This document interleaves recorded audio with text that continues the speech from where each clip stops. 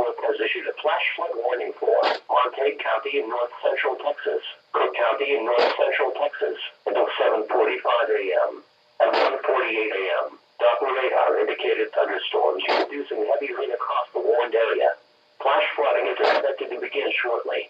Significant flooding may occur along creeks, streams, and rivers. Some locations that will experience flooding include Gainesville, Bowie, Nakota, Munster, St. Joe, Lindsay, Callisburg, Lake Carnola, Stolberg, Forestburg, Sunset, Ray Roberts Park, Johnson Branch, and Valley View.